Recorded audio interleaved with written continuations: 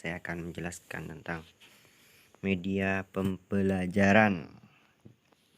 Yang kedua, pengabdian masyarakat LPPM UTM di Desa Dalaman, Galis Bangkalan, Jawa Timur. Nah, perkenalkan, nama saya Khalilur Rahman, Prodi Hukum Bisnis Syariah, Fakultas Keislaman, Universitas Trunojoyo Madura, kelompok KKN 22. Nah, di sini saya itu akan menjelaskan tentang dasar-dasar mengaji. Nah, untuk mempermudah anak-anak belajar mengaji. Nah, di bab pertama ini saya akan memberitahukan macam-macam hukum bacaan tajwid dalam Al-Quran. Nah, sebelum ke bab pertama, kita harus hafal dulu tentang huruf yang ada di dalam bahasa Arab. Seperti alif, ba, ta, sa, jim, ha, kho, dal, zal, ra, za, sin, shin, shad, do, to, do, ain, ghin, fa, qaf, kaf, lam, mim, nun, waw, ha, lam, alif, hamzah, dan ya. Nah, selanjutnya yang pertama adalah penjelasan. Nah, Al-Quran merupakan kitab suci umat Islam yang diturunkan Allah kepada Nabi Muhammad melalui malaikat Jibril. Nah, Al-Quran merupakan kitab suci bagi umat Islam. Kitab ini juga sekaligus menjadi kitab terakhir setelah Taurat, Zabur, dan Injil. Dan Al-Quran ini diturunkan secara berangsur selama 22 tahun, 2 bulan, dan 22 hari. Juznya ada 30 dan surahnya ada 114. Nah, mungkin adik-adik bertanya, apakah itu tajwid? Nah, tajwid sendiri adalah tata cara membaca Al-Quran dengan baik dan benar sesuai dengan kaidah-kaidah membaca Al-Quran. Nah, jadi tajwid itu cara atau ilmu membaca Al-Quran seperti itu. Nah, selanjutnya macam-macam hukum pembacaan tajwid. Nah, dalam Al-Quran itu terdapat macam-macam hukum tajwid. Oke. Selanjutnya, nah ini yang pertama, hukum bacaan bacaan tanwin atau nun mati. Nah, di sini ada idhar, ada iqab, ada ifa, ada idgham. Nah, jadi adik-adik itu yang pertama itu kalau membaca Al-Quran itu harus tahu hukumnya, hukum tajwidnya ya. Misalnya kalau kita membaca Al-Quran itu harus benar-benar tahu hukum tajwidnya. Nah, selanjutnya, nah ini ada hukum bacaan mim mati. Nah, jadi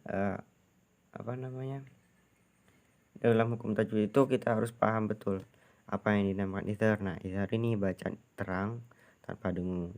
Nah, nun mati dan tanwin ini akan dibaca terang apabila bertemu dengan huruf a, hamzah, ha, kho, ain, ghin. Seperti itu. Nah, sedangkan idgham bi gunnah itu bacanya dengung dan huruf nun mati dihilangkan. Nah, jadi nun mati itu ketika baca bacaan Quran itu nun matinya itu dihilangkan bila bertemu dengan ya, waw, mim, dan nun. Nah, sedangkan bila gunnah itu menghilangkan nun mati tapi tanpa dengung gitu, seperti itu. Nah, selanjutnya itu iqlab. Nah, iqlab ini nun mati itu diubah menjadi huruf ba, seperti itu. Nah, selanjutnya tentang ifa. Nah, ifa ini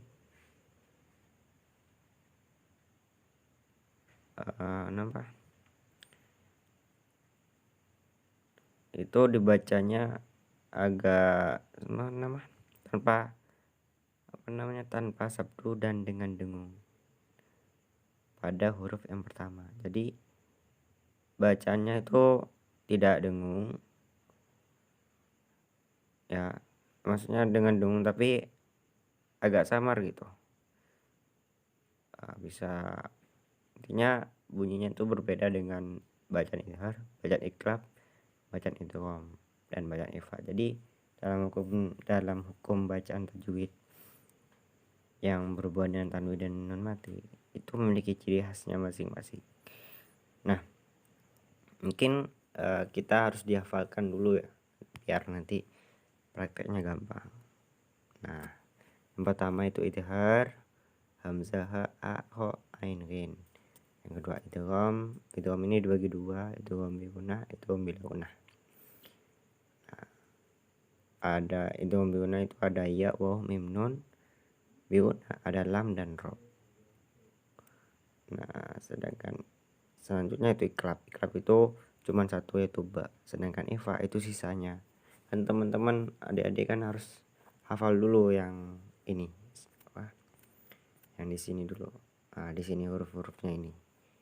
Nah, kalau sudah hafal, nanti kan bisa tahu mana bacaan idhar, mana bacaan itu, mana bacaan iqlab, mana bacaan ikhfa.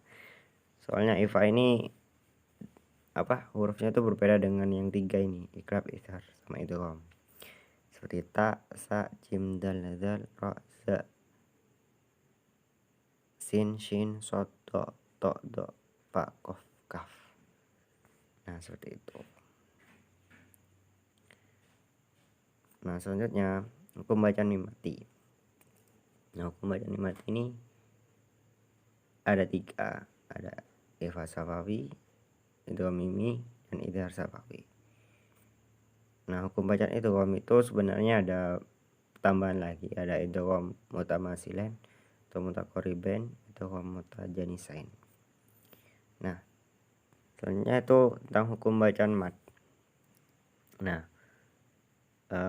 mad itu berarti melanjutkan. Jadi ada istilahnya fathah ini secara istilah ulama tajwid dan ahli baca Al-Quran mengertikan mad sebagai perpanjangan suara. Ada jenis mad dalam Al-Quran, yakni mad tabi'i atau mad asli dan mad mad far'i. Sedangkan huruf mad ada tiga, yakni alif, waw, dan ya. Nah, jadi huruf mad itu ada tiga, alif, waw, dan ya. Untuk menjadikan bacaan mad, maka huruf-huruf tersebut harus berbaris mati atau yang disebut dengan istilah sakta. Nah, jadi waw mati, alif mati, sama ya mati itu bisa dikatakan mad asal sebelum huruf itu mati itu ada tanda.